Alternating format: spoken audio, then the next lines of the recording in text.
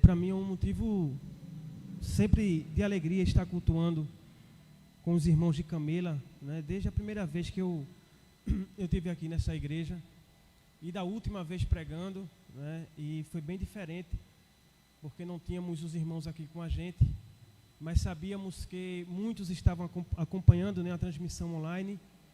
Mas como é bom cultuarmos, né, com essa energia, com esta união, com esta comunhão entre os irmãos, porque assim é que deve ser um culto, né? E meio que não estávamos acostumados, né, ainda, como chamam aí, esse novo normal, em que as pessoas deixam, né, de se confraternizarem, deixam de se abraçarem, né, de cumprimentar, até uma nova forma de cumprimentar nós achamos, para que pudéssemos seguir as riscas, né, as recomendações das agências de saúde e do governo, para que pudéssemos passar ao largo, né, deste vírus que aí está. E sabemos que neste novo normal aprendemos também com perdas, né, onde vimos pessoas próximas perderem as suas vidas, amigos, né, parentes de amigos, e estamos a cada dia, mesmo com todas essas notícias, a cada dia se passando nos jornais, por especialistas, né, boletins médicos, e ficamos apreensivos, mas temos a certeza de que o Senhor, aquele que nos guarda, Ele não dorme. E estamos aqui. E podemos dizer em uníssono, até aqui nos ajudou o Senhor. E eu posso dizer que nesta noite, eu também que já tive Covid, peguei Covid junto com a minha esposa, eu posso dizer que até aqui nos ajudou o Senhor. E como o Senhor tem sido bom conosco, né? As misericórdias do Senhor são a causa de nós não sermos consumidos. E eu lembro também que em meio a essas intempéries da vida, né, há poucas semanas eu foi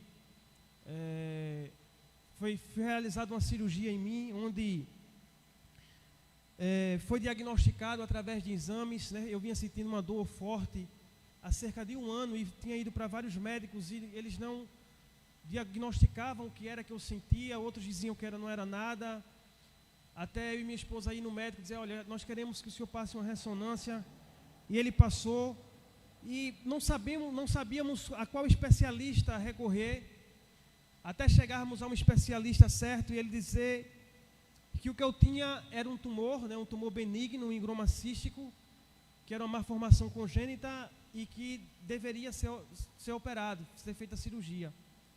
Só que esse médico só queria me operar, fazer a cirurgia depois da pandemia. Eu disse, doutor, quando é que essa pandemia vai acabar?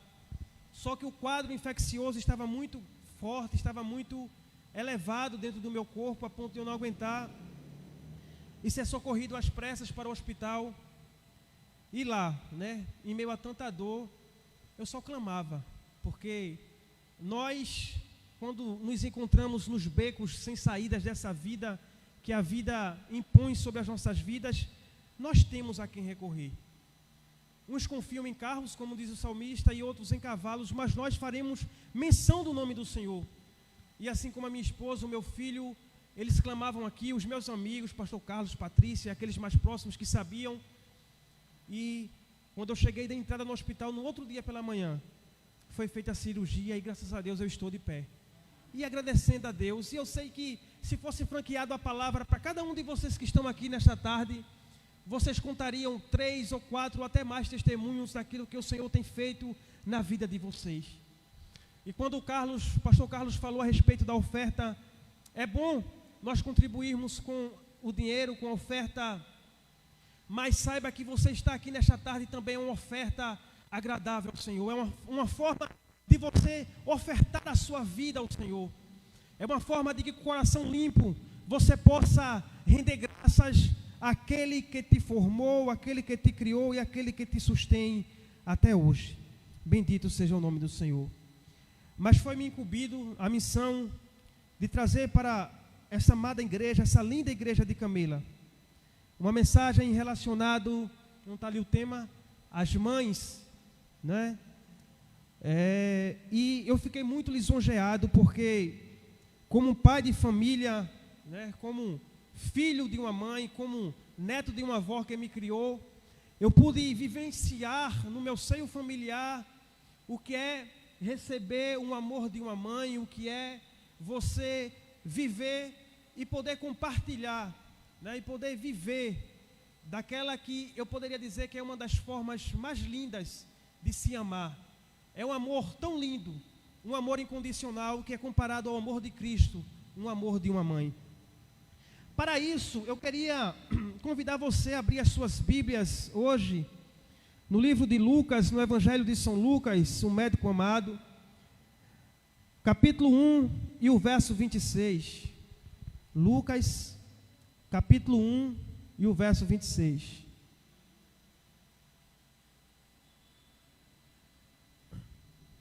Eu só queria que o pastor Carlos me informasse quanto tempo eu tenho, viu? Pode, como antigamente, irmão Nato, tocar na campainha e dizer que o tempo acabou, que eu, viu? Pode deixar incumbido, manda o irmão Nato tocar na campainha. Tá bom. Eu queria convidar você para lermos juntos, né? Que diz assim: no sexto mês, Deus enviou o anjo Gabriel a Nazaré, cidade da Galileia, a uma virgem prometida em casamento a certo homem chamado José, descendente de Davi. O nome da virgem era Maria. O nome da virgem era Maria. O anjo, aproximando-se dela, disse: alegre-se, agraciada, o Senhor está com você. Maria ficou perturbada com essas palavras, pensando no que poderia significar esta saudação. Mas o anjo lhe disse: não tenha medo, Maria. Você foi agraciada por Deus, você ficará grávida e dará luz a um filho e lhe porá o nome de Jesus. Ele será grande e será chamado Filho do Altíssimo. Filho do Altíssimo. O Senhor Deus lhe dará o trono de seu pai Davi, e ele reinará para sempre sobre o povo de Jacó. O seu reino jamais terá fim. Bendito seja o nome do Senhor. Irmãos, estamos vivendo em pleno século 21. E eu estava dando uma lida, né, durante essa semana, e eu estava vendo, pastor Carlos, como quando nós lemos a Bíblia e nos deparamos com o contexto da época, né, eu quero abrir até aqui uma nota referente a isso, porque devemos prestar atenção de quando lemos a Bíblia de Gênesis e Apocalipse, devemos nos ater ao contexto, né, que implica cada história a sua época. Mas mesmo assim, não me nego a dizer o quanto era difícil no contexto bíblico ser mulher. O quanto era difícil, irmã Graça, no contexto bíblico você nascer e ser mulher. Porque no contexto de hoje, lendo da perspectiva de hoje, nós vemos o quanto os personagens da Bíblia, o quanto as ações de alguns personagens da Bíblia eram preconceituosos e até sexistas em relação à mulher.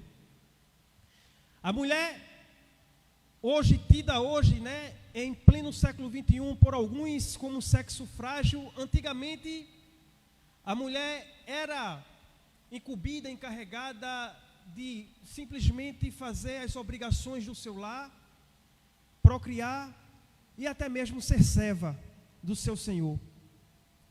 E eu fico olhando que sobre esta mulher era colocada uma carga de muitos afazeres, de muitas obrigações, e um cenário totalmente machista à sua época, em que nós víamos a mulher como o ideal, ou simplesmente como a figura de alguém que estivesse ali simplesmente para cumprir as suas obrigações que era imposta a elas. nós víamos que quanto a isso, o peso dessa responsabilidade até fazia que muitas, tomassem atitudes, como nós podemos ver na história de Sara e Abraão e Agar, que Deus, até o próprio Deus desaprovava pelo desespero de uma mãe que necessitava, ou de uma mulher que necessitava ser mãe e ter um filho. Porque não bastava ser só mãe, mas bastava, além de ser mãe, a mulher ter um filho homem como um primogênito. E além disso, era imposta sobre essa mulher esta carga, esta obrigação e esta responsabilidade. E sabemos que na Bíblia, no contexto bíblico, Sara se desespera a ponto de pedir para que a sua criada se deite com Abraão e tenha um filho com Abraão. Até que ponto chega o desespero de uma mulher naquele contexto opressor, de uma mulher naquele contexto carrasco, que levava a mulher a tomar certas atitudes que não eram bem pensadas. E na história de Sara, Abraão e Agar, nós vimos um total desarranjo familiar, onde Agar tem o seu filho, que não era filho da promessa, mas Sara, após ter incitado tudo para que isso acontecesse, agora despede a sua empregada, porque não estava gostando do que estava acontecendo ali. Mas mesmo assim, eu vejo uma ação de Deus em um seio familiar. Desde a queda do homem até essas pequenas atitudes, eu vejo a poderosa mão de Deus cuidando da mulher, cuidando da família e cuidando dos seus filhos. A Bíblia diz que Sara sai, mas a Bíblia diz que Deus escuta o clamor da criança, escuta o choro de Ismael e promete a Agar que o seu filho também será e terá uma grande nação. Quanto a isso, nós vimos também várias passagens na Bíblia, como em Gênesis 38 também, a gente vê o reflexo de como era uma mulher viver antigamente na sociedade, a história de Tamar e a história de Judá. Tamar era casada com um filho de Judá e o seu primogênito havia morrido. O seu segundo filho, porque ela estava debaixo das leis do livrato, não era isso, pastor?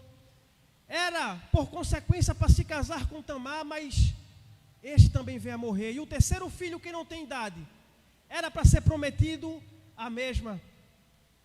Mas com vestes de viúva, Judá promete que o seu terceiro filho, quando crescer, seria de Tamar.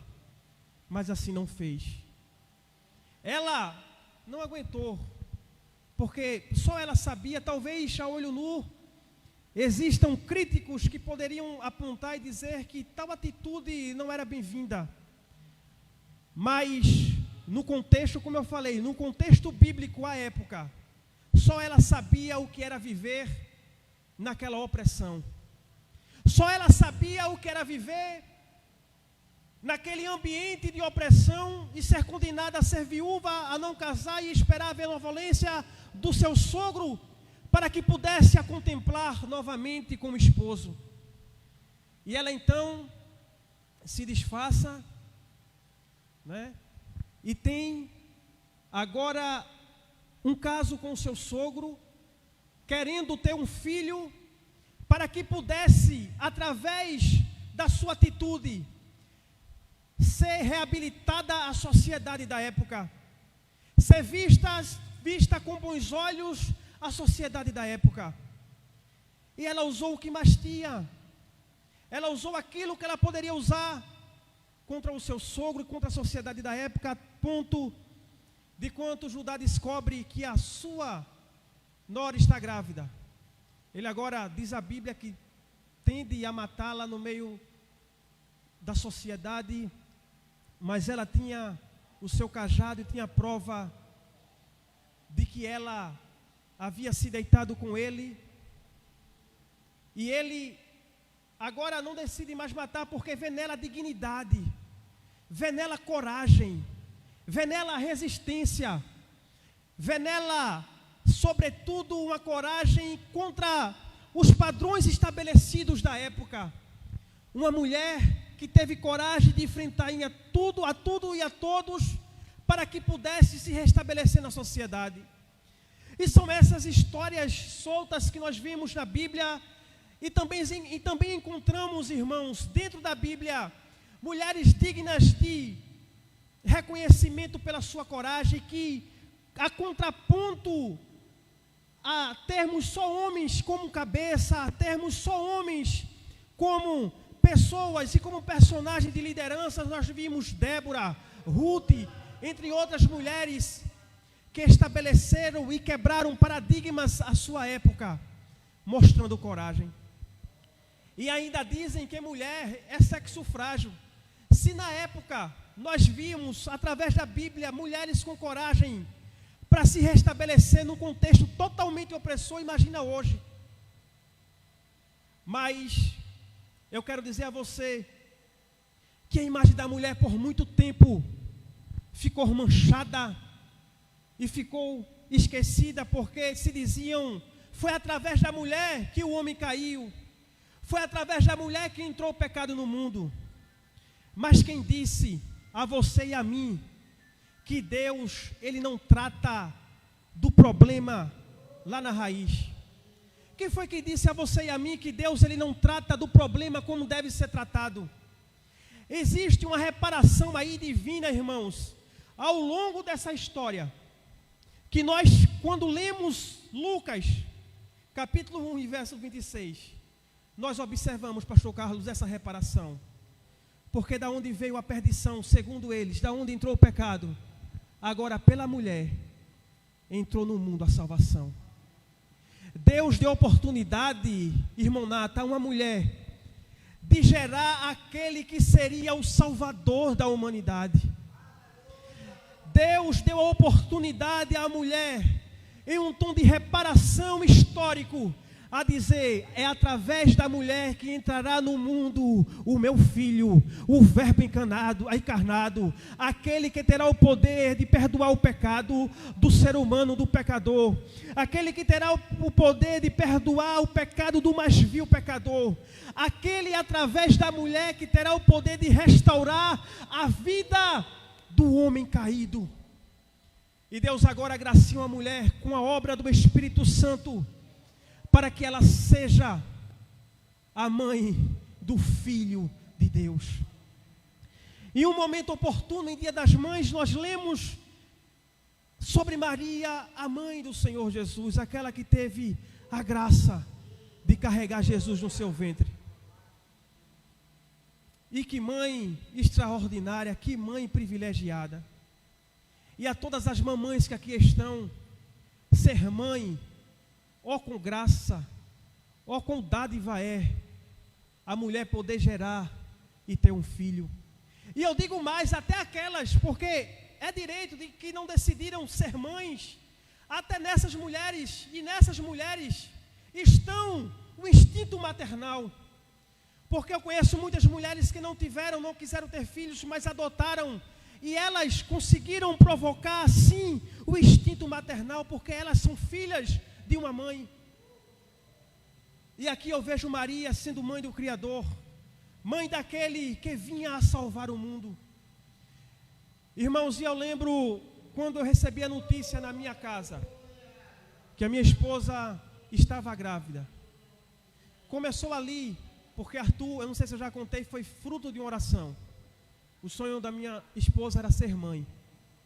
E nós oramos no quarto, eu e ela, na maior simplicidade do mundo, sem holofotes, sem ninguém, só eu e ela e nosso Deus. E Vanessa foi agraciada, por isso que eu digo que Arthur é filho de oração. E eu pude perceber, irmã Graça, as transformações tão lindas na vida de uma mulher quando ela é mãe. Como ela muda, como ela fica sensível, como ela começa a ver o mundo de outra forma. E muitas vezes eu conversando com ela, ela dizia, Alex, eu não vejo, eu esqueço de tudo para trás de Arthur. Eu só consigo ver daqui para frente, porque parece que Arthur apagou tudo para trás. A minha vida parece que começou daqui de Arthur para frente. O sentimento maternal, o cuidado quando adoece.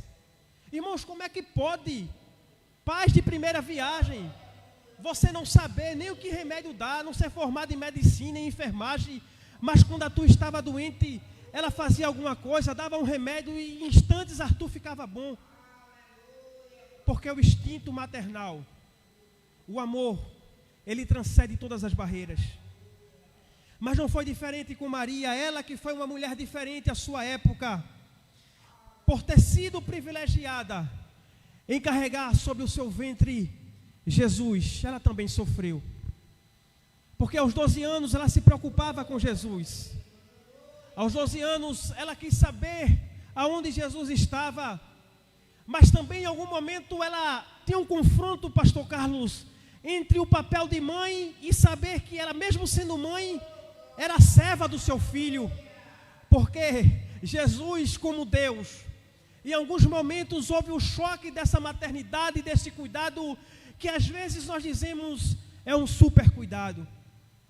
E às vezes esse super cuidado, ele atrapalha a relação de filho, pai e esposa, mas nós sabemos que tudo isso se resume no amor. E eu me lembro de um dia, quando Arthur ainda pequeno, eu me lembro que Arthur ainda pequeno, novinho de braço, ele se engasga em casa, e como todo pai, né, formado no Google, vai lá no São Google, e eu tinha, antes de Arthur nascer, eu tinha visto alguns vídeos de como lidar com uma criança recém-nascida, e por coincidência, nesse dia, Arthur se engasgou, e eu disse, e agora? Só tinha eu e eu mesmo.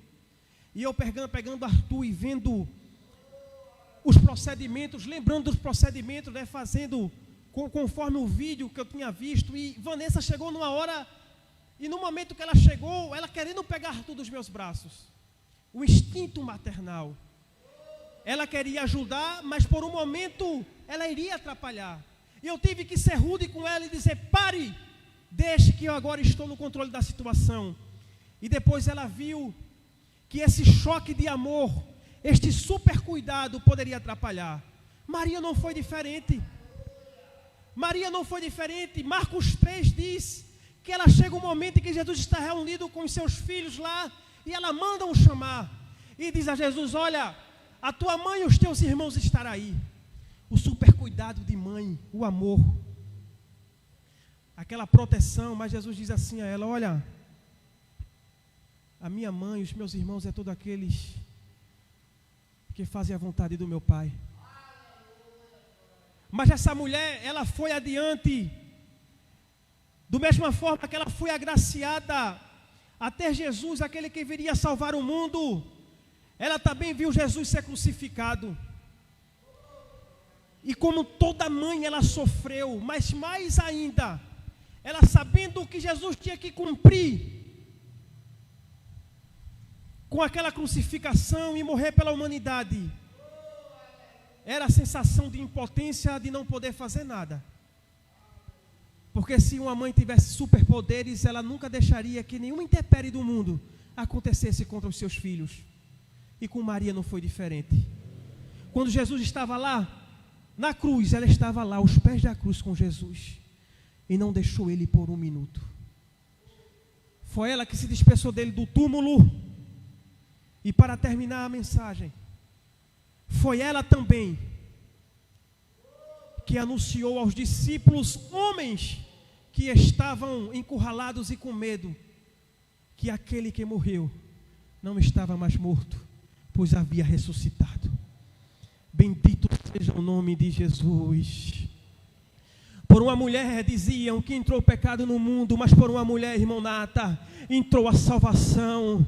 Se aqueles que foram chamados de apóstolos, que anunciam o evangelho de Jesus Cristo até hoje, foi por uma mulher que estes apóstolos receberam, irmã Patrícia, a notícia de aquele que estava morto, reviveu e não estava mais morto, e se vivo dentre os mortos, Jesus de Nazaré. Bendito seja o nome do Senhor. E é hoje esta homenagem que podemos prestar às mulheres, da grandiosidade, do amor, de ser mãe, do cuidado e de estar aqui. E que Deus possa abençoar cada mãe nesta noite. Que Deus possa acampar os seus anjos a essas mulheres que oram e que buscam pela vida de seus familiares, por aquelas mulheres que oram e buscam pelos seus casamentos, porque sabemos que o homem tem um papel de provedor da casa, mas a mulher, ela incansavelmente ela ora pelo seu lar, ela busca. Nós conhecemos uma mulher que ela teve o seu casamento desfeito, mas ela orou, por incrível que pareça, mais de 15 anos para que Deus restaurasse a sua família. E em um dia inesperado, em um dia como hoje, um dia das mães, ela vê o seu marido entrar pelas portas de sua casa e dizer: me perdoa por tudo que eu te fiz, me perdoa por tudo que eu te fiz.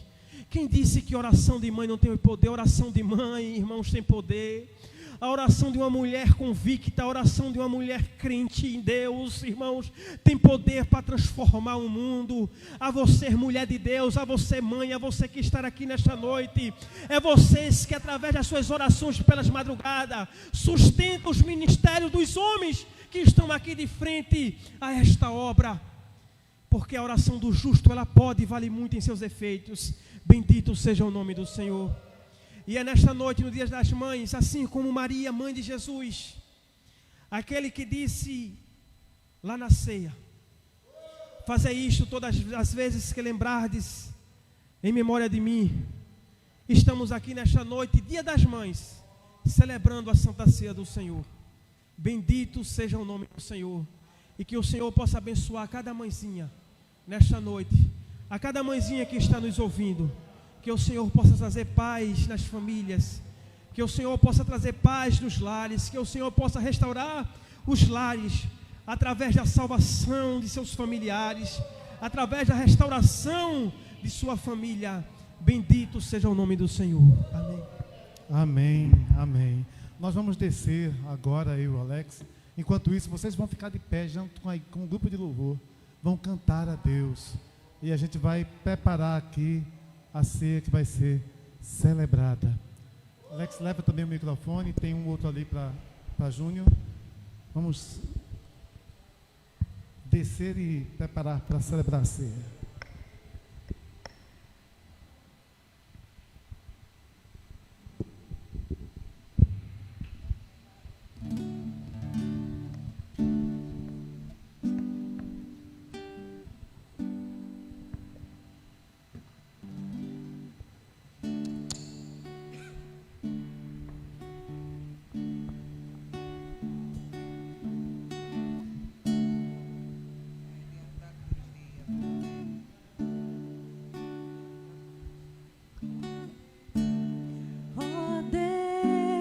Me sondas,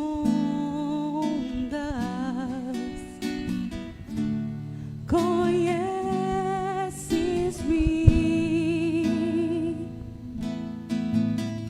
mesmo quando falho, eu sei, me amas.